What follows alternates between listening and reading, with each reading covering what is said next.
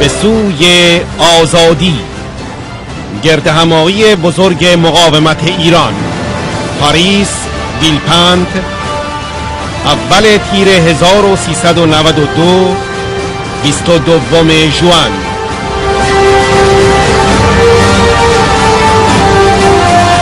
به مناسبت 30 خرداد، عید آغاز مقاومت، روز شهیدان و زندانیان سیاسی، سال روز تأسیس ارتش آزادی بخش ملی.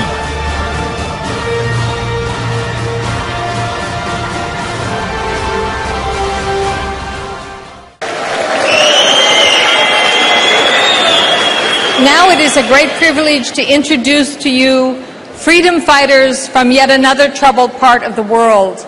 These are your brothers and sisters who are fighting for freedom in Syria.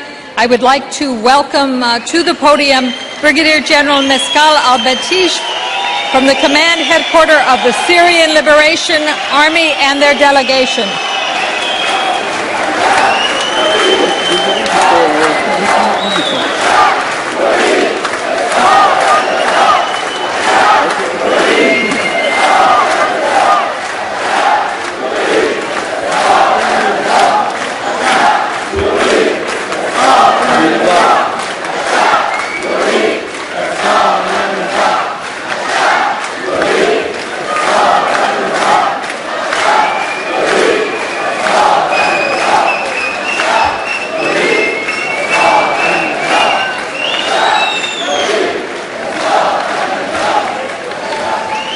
بسم الله الرحمن الرحيم، وأفضل الصلاة وأتم التسليم على سيدنا محمد وعلى آله وصحبه أجمعين.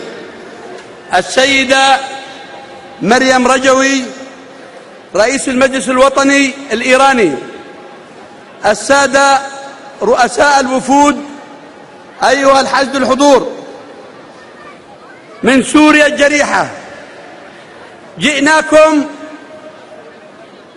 من بين أشلاء الأطفال والنساء والشيوخ، جئناكم مباركين ثباتكم وشجاعتكم وكسب ثقة العالم بكم من جهة، ومن جهة أخرى أتيناكم شاكين لكم وللعالم على ما يعاني الشعب السوري من النظام الإيراني المستبد وحزب الله الشيطاني في لبنان.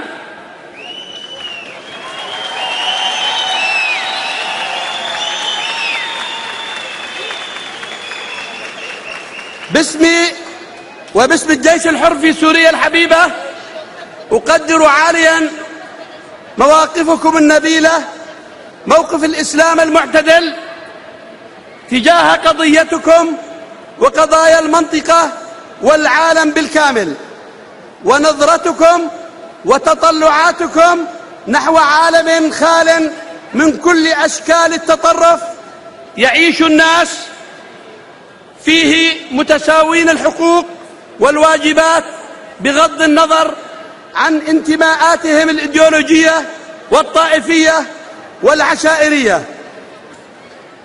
أيها الإخوة، إن النظام الإيراني نظام ديكتاتوري قمعي يتدخل في الشؤون الداخلية للدول، وكما نراه في البحرين، في اليمن، في الكويت، في السعودية، في دول آسيا الشرقية، وفي لبنان من خلال حزب الشيطان، والذي جرد الحكومة اللبنانية من صلاحيتها وأصبحت حكومة بدون سيادة أو دولة بدون سيادة.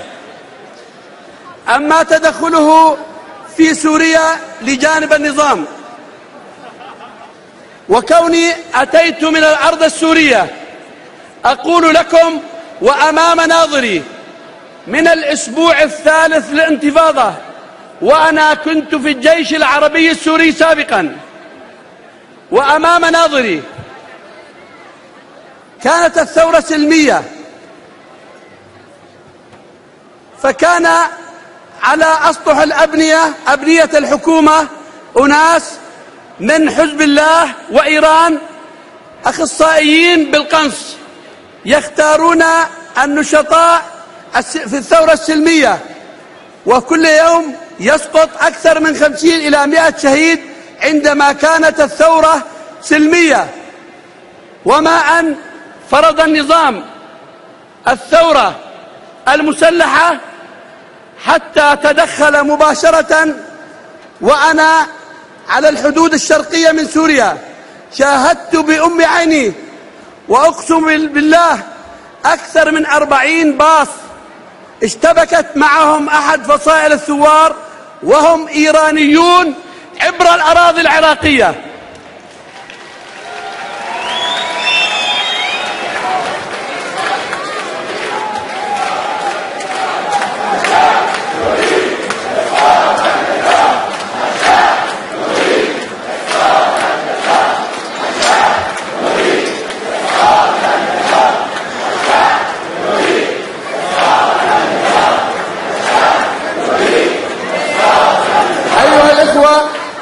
إن النظام الإيراني نظام الملات يسعى لتأجيج حرب طائفية في المنطقة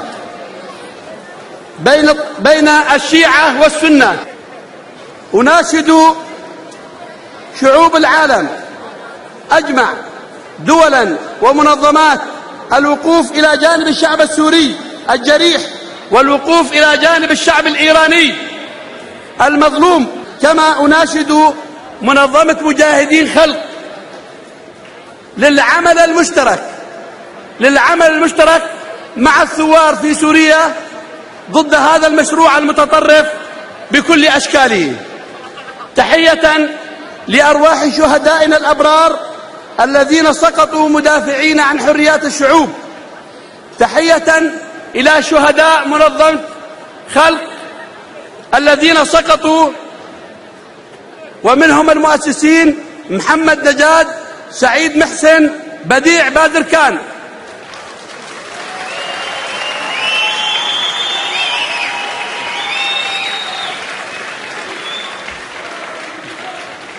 تحية إلى أحرار العالم الذين يقفون إلى جانب الشعوب المقهورة.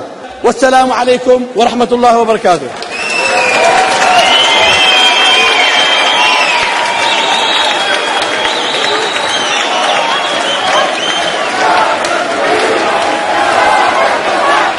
Thank you very much. I'd like to now call up three representatives who have served in the U.S. government. Undersecretary Philip Crowley, who served, among other things, as Special Assistant to the President for National Security and as Assistant Secretary of State. Also, Ambassador Mitchell Reese, former Director of Policy and Planning at the State Department, and Ambassador Mark Ginsburg, who was U.S. Ambassador to Morocco and is a former Deputy Senior Advisor to the President of the United States for Middle East Policy.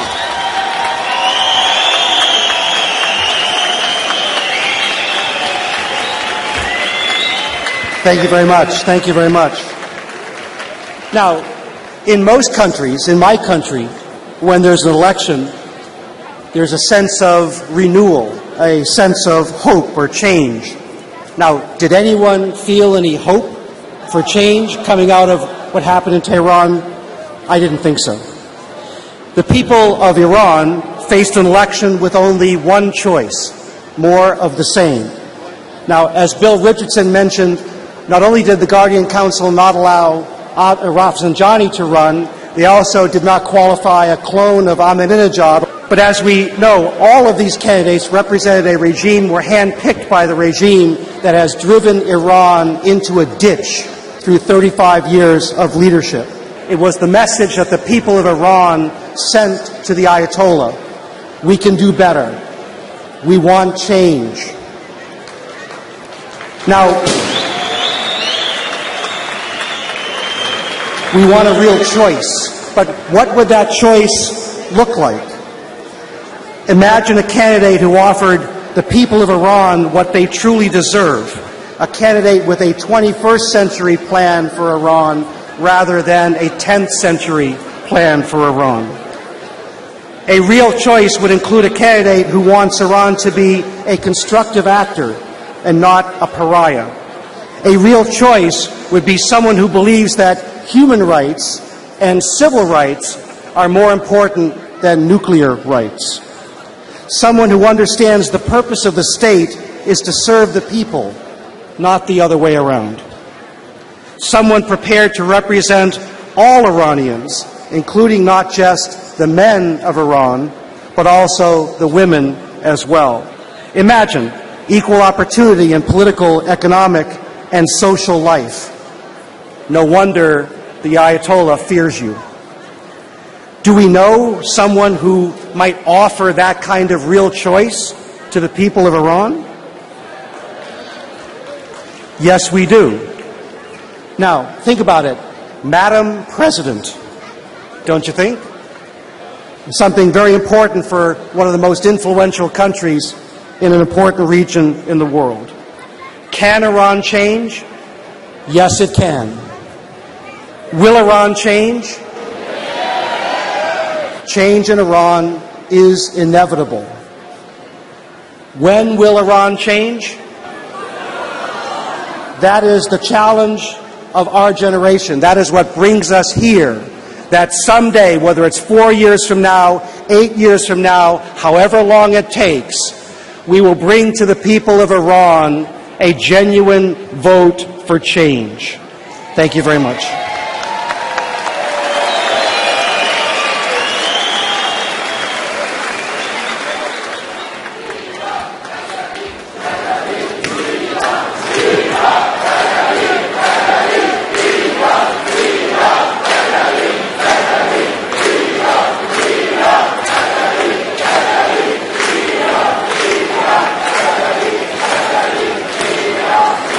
Thank you. It's an honor to be with you today. Before I offer my formal remarks, I'd like to say in your native language, Man baroya azdas, raftana, jana, and sanha, dar kampa liberty, besiyar muta'asaf hastam. Babe hameya dustan va Khanavadhaya Anha Tazliyat میگویم.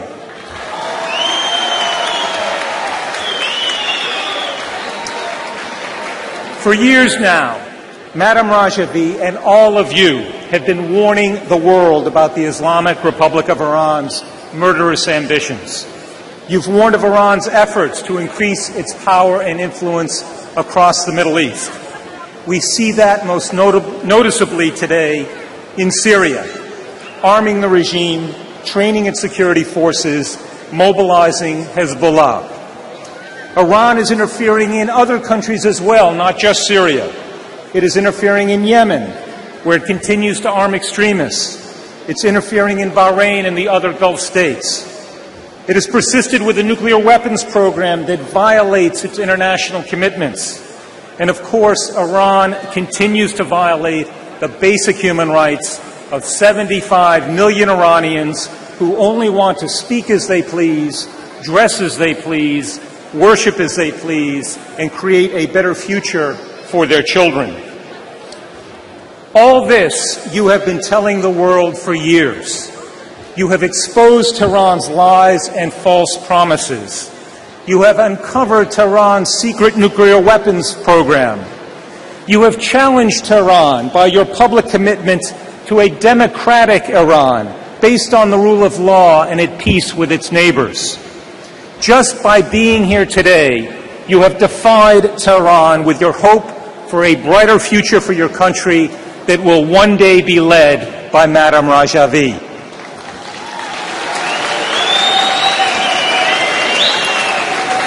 And no one has been braver, no one has been more courageous than your friends and relatives and loved ones in camps Ashraf and Liberty.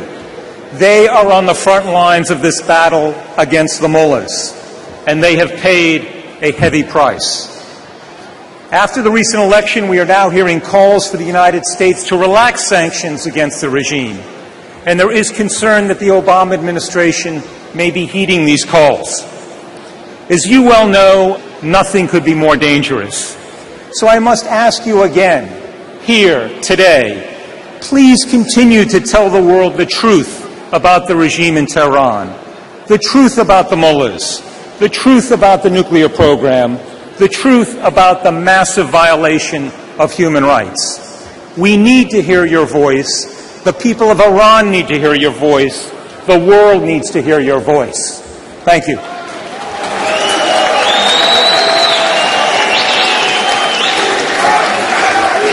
You have wasted no time here, however, to send an important message. I want you to understand one thing. For all of my colleagues who have been here tonight, we are so proud of you. We are so proud of the strength that you have shown today. You deserve our thanks for your courage and for your commitment to freedom. I want you to understand, when Patrick Kennedy's uncle, Robert Kennedy, went to South Africa decades ago, before Nelson Mandela was released, he said that to the people of South Africa, when you toss a stone in a pond, it sends ripples of hope and freedom. What you are doing is sending ripples and hope of freedom to the people of Iran. I want you to send an important message that everyone should hear in Camp Ashraf and Camp Liberty, that help is on the way. When Mayor Giuliani went to the people of New York after 9/11, on the day of 9/11, he said to them, help is on the way. When Governor Ridge took over the head of his Homeland Security Department, he told the American people, help is on the way. I want you to hear you say to the people of Iran, help is on the way. I want you to say to the people of Camp Ashraf, help is on the way. I want you to say to the world that you represent freedom for the people of Iran, and by telling them help is on the way. آزادی برای ایران.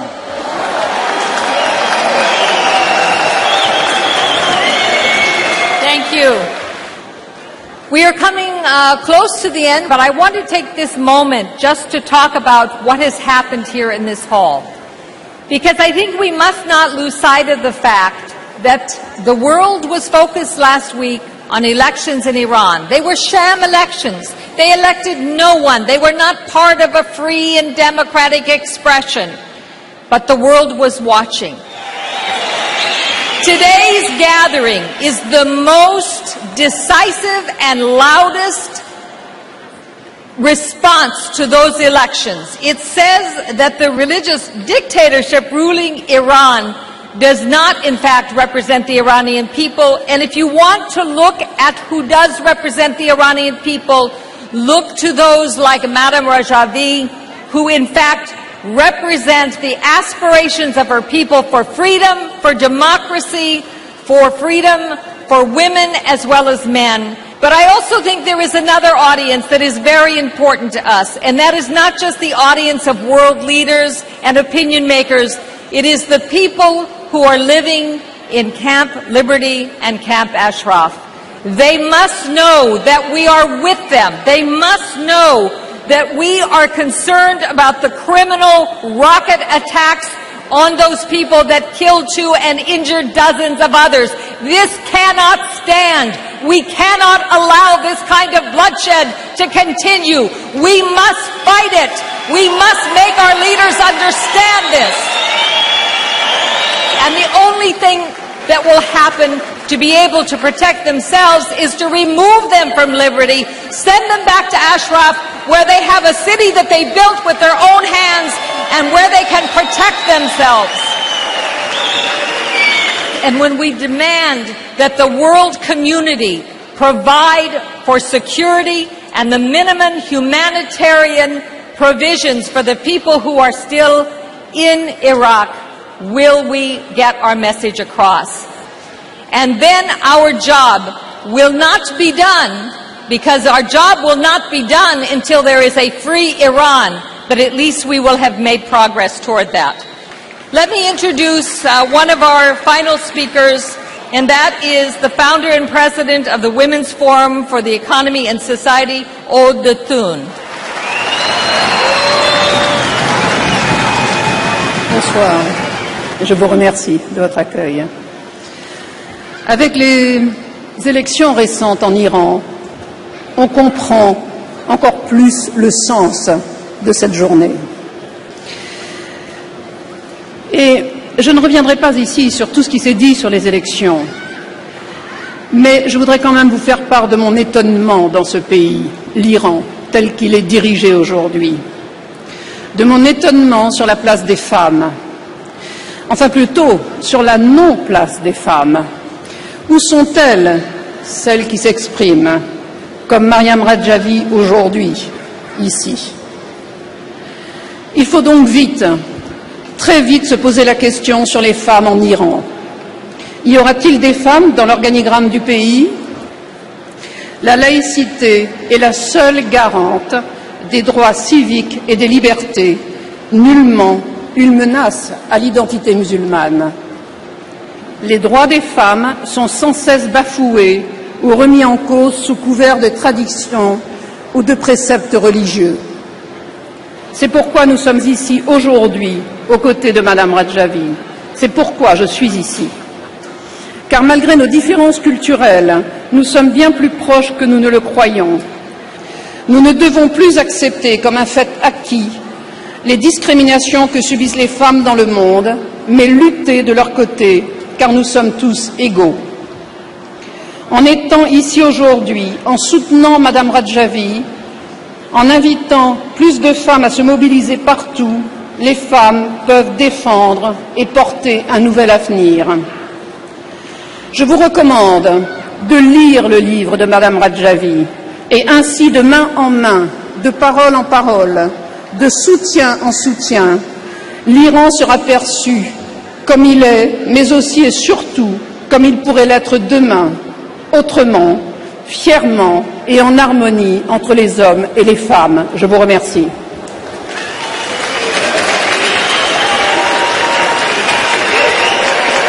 very much. Thank you. I would like now to call on to the stage, and if you will all come up at one time, I will announce the 6 delegations. The Italian delegation, headed by Alessandro Pagano, Chair of the Italian Committee of the Parliamentarians and Citizens for a Free Iran.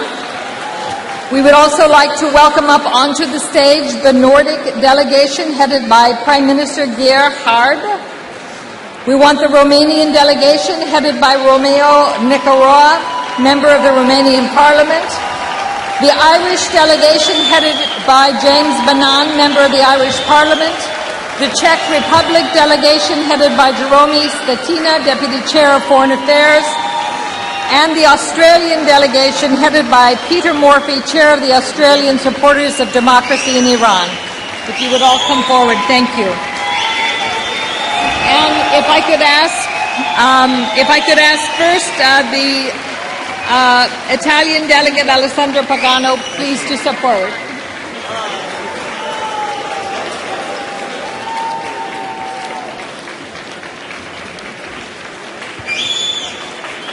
Presidente Rajavi, gentili convenuti, meravigliosi amici e amiche dell'Iran, grazie per l'invito, grazie per averci voluto fratelli della vostra sofferenza.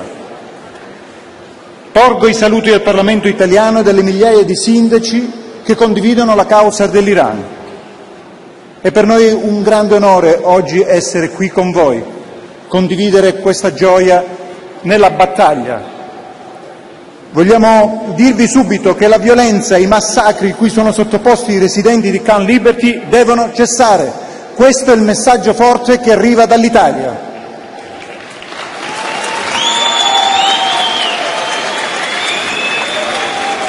E il fatto stesso che l'attacco sia stato sferrato il giorno dopo le elezioni è la prova che le cifre che sono state dichiarate dal regime sono cifre false, perché se fossero state attendibili non avrebbero avuto bisogno di distogliere l'attenzione dell'opinione pubblica mondiale.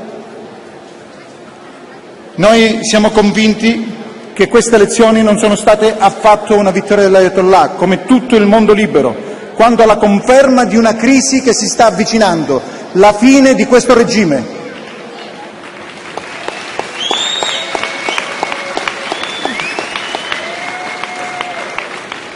Siamo però preoccupati perché l'ONU e gli Stati Uniti d'America hanno fatto poco. Anche il nostro comitato, che qui è largamente rappresentato, ha spiegato nei fatti quello che poteva accadere, però l'unica risposta è stata nel vedere in un sito internet americano che forse sarebbe potuto accadere il peggio. La complicità emersa fra i governi iraniani e iracheni, finalizzata al comune obiettivo di reprimere la resistenza iraniana, quindi poteva essere bloccata qualora ci fosse stata un'intesa forte di ONU e Stati Uniti d'America. Tutto questo deve cambiare. Quanto altro sangue deve ancora essere versato prima che ci si renda conto che le autorità iraniane, d'accordo con quelle irachene, stanno commettendo sotto gli occhi di tutto il mondo dei veri e propri crimini verso l'umanità.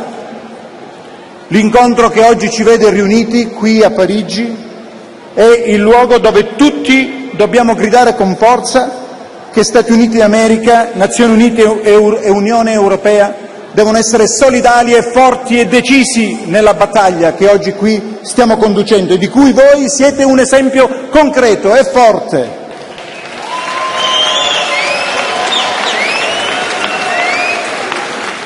Tengo a precisare che il nostro Paese, l'Italia, è stata, è e sarà vicino alle istanze del popolo iraniano. E allora continuiamo così. Viva l'Iran libero! Viva la resistenza iraniana! Viva Madame Rajavi! Che Dio aiuti questo Paese!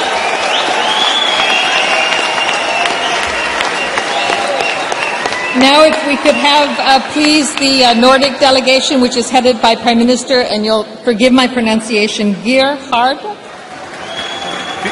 Dear Madame Rajavi and dear friends, it's my pleasure to speak to you on behalf of the Nordic Baltic delegation who are here with me.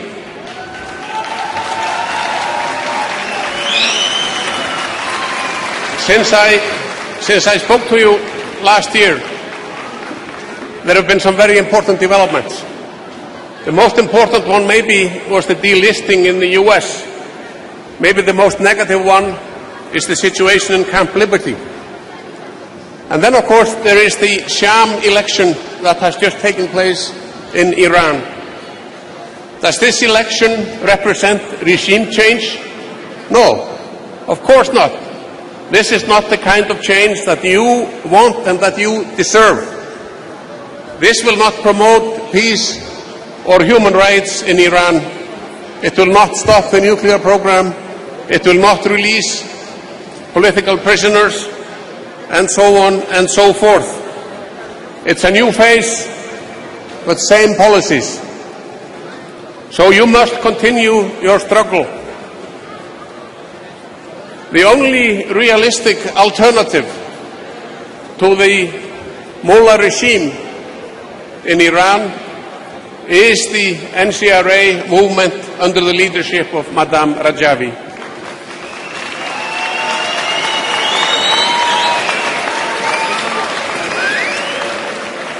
A lot of things have been said today about the situation in Araf and in Liberty. I would like to second the opinions of the earlier speakers here today. We wish to send the good people in Araf and in Liberty our best regards and our best wishes. We admire your courage. Thank you very much and good luck to all of you. Thank you very much. And if now I could have the speaker for the Romanian delegation, Romeo Nicoara. Good evening, my friends. Good evening, my Iranian friends. We are here with the entire delegation from the Romanian Parliament. This is the second year that we are here with you.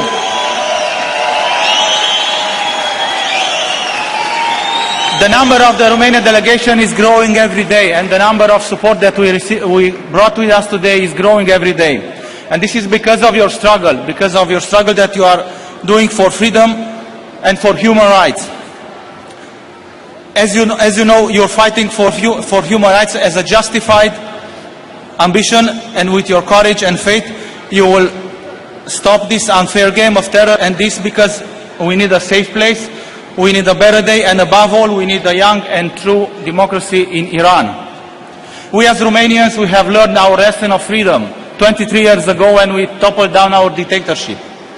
As for the memory of the victims from our dictatorship, and as for the members and the victims of the Iranian resistance, we are standing here with you in front of the world. And we say to you, enough. And we say, stop the crimes, stop the spilling of the innocent blood. Step out from power in Tehran. Dear friends, freedom is the ability to choose the goodness and the true. You have this ability. That's why the Romanian parliamentarians are with you today. Thank you very much. Zende bad Azadi. Thank you.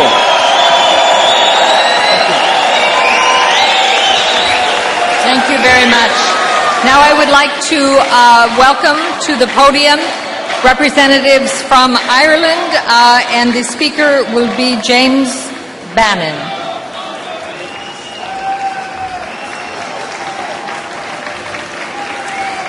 Salam Iran. Salam Ashad. Salam Liberty. On behalf of the Irish Parliamentary Delegation, we're honoured and delighted to be with you here this evening, and delighted to congratulate you on the magnificent turnout here today. I would like to declare our deep concern for the appalling humanitarian and security situation at Camp Liberty. We are all united in condemning the violation of human rights in Iran. This is my second time participating at this event,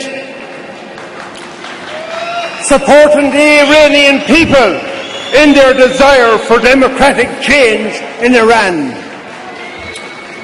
As politicians, we are the guardians of human rights by virtue of our role as legislators. We are with you in protecting and promoting human rights and in condemning in the strongest possible terms the repeated deadly attacks on Camp Liberty. We have to explore new ways to encourage parliaments to play an active part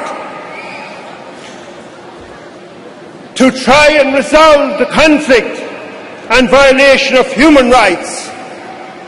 Parliaments are the cornerstone of democracy, and we must ensure they are inclusive of minorities and indeed marginalised sectors of society. We must give priority to the international involvement of parliaments through their politicians as instruments of cooperation and change. Parliamentary cooperation must be at the centre of solutions and help to prevent violations of human rights abuses. I will work closely with my government and MEPs to ensure that the number one priority of the United Nations is the safety and security of residents of Camp Liberty and Camp Ashraf.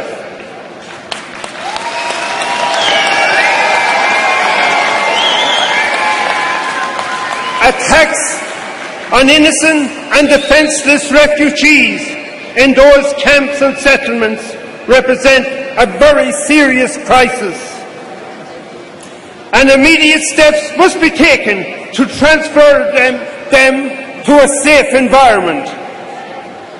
We call on all to immediately take the necessary measures to return the Liberty residents to Camp Ashraf.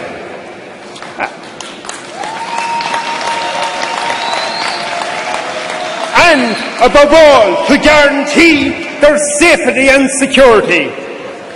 We will do all in our power in the Irish Parliament, and the Irish Parliament currently holds the presidency of the EU, to support the Liberty residents and their right to security, as well as their return to Ashraf.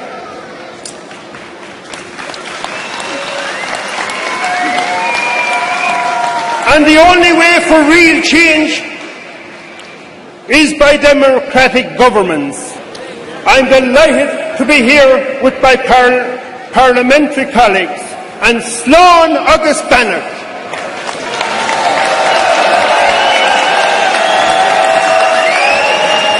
Thank you very much.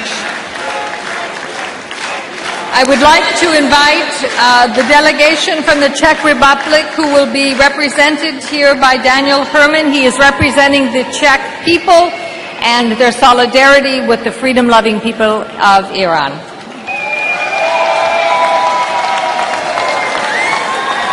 Dear sisters and brothers, I would like to greet all of you in the name of the Czech Republic, the small country in the very heart of Europe. We are very glad to be here. It's an honor for us because we are standing on your side, and the human rights and democracy is our common mission. Thank you for the witness of your lives. God bless you.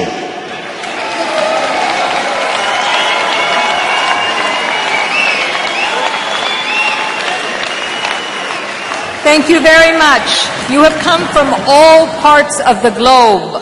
But our next speaker, I think, may have traveled farther than anyone in this room, and that is the Australian delegation headed by Peter Morphy, chair of the Australian Supporters of Democracy in Iran.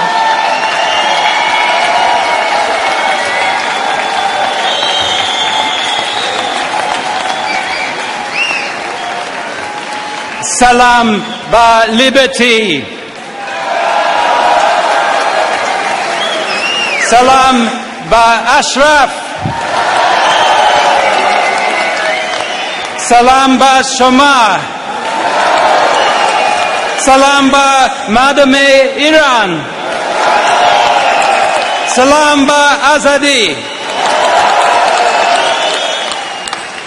On behalf of the Australian supporters of democracy in Iran, I can report to you that when the clerical dictators attacked the People's Mujahideen at Camp Liberty on June 15, members of the Australian Parliament from all parties called on the Government of Australia and on the United Nations to double their efforts to fulfil their obligations to provide protection to these democratic activists. We call for the immediate return of the people at liberty to Camp Ashraf.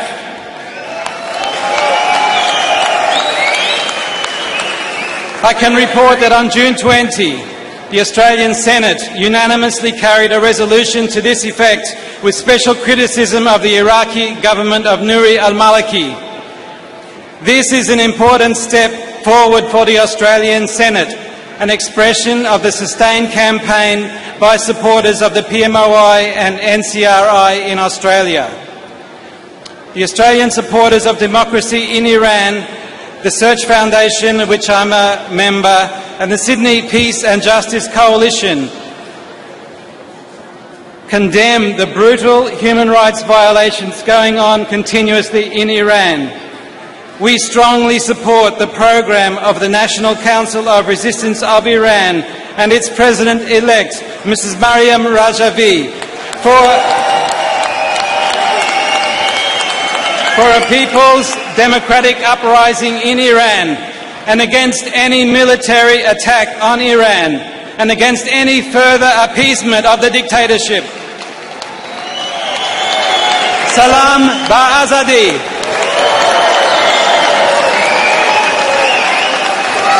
I want to welcome up to the podium Colonel Wesley Martin, the first Colonel Commander of Ashraf.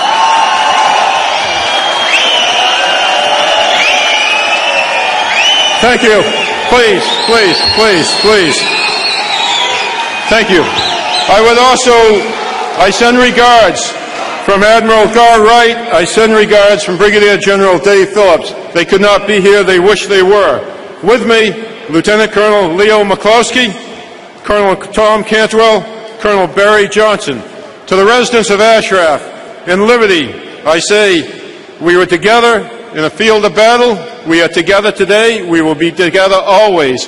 And to all of us here, we will always march to victory. March to victory. March to victory. Lieutenant Colonel McCloskey, please. Thank you. I once was a soldier, and now I'm a humanitarian. I care about the people of Ashraf, and if you listen to me right now, people in Ashraf and Liberty, we are still here for you. I am still here for you, and I will be there till the end.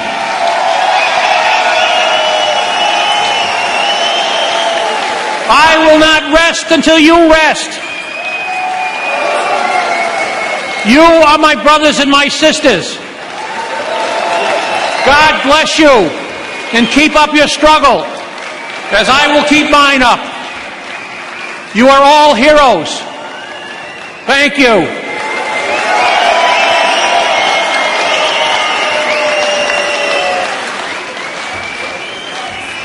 Thank you, Madame Rajavi. 10 years ago, almost to the day, I arrived at Ashraf. I learned several things during my time there, and I want to tell you, the people at Camp Ashraf, I want you to know, they taught me how to make the desert bloom.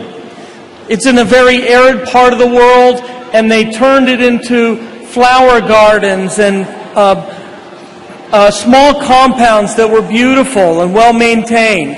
They taught me about how they care for their history. They had a garden for the martyrs there that was a beautiful place. And they taught me about grace, dignity, and honor. They had made a series of commitments to U.S. forces. They kept them all. We're still seeking to keep our part of that bargain.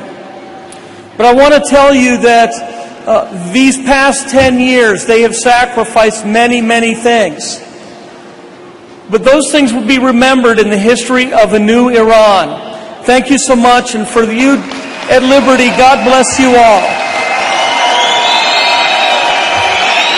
Thank you, thank you, thank you, thank you, thank you. all of us who have chosen to care and who have chosen to honor our commitments and responsibilities, are resolved to see the people of Camps Liberty and Ashraf safe once and for all. We are here for you. We stand with you. Thank you.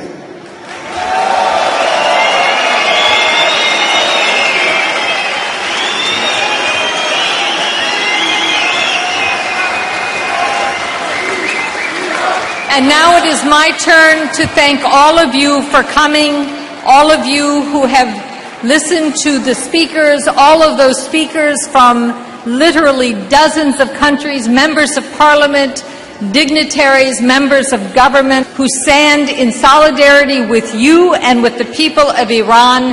Now it is time to reverse the injustice for the people of Camp Liberty, for those in Iraq, and most importantly for those in Iran who seek only freedom and democracy. Thank you very much. Thank you all for coming.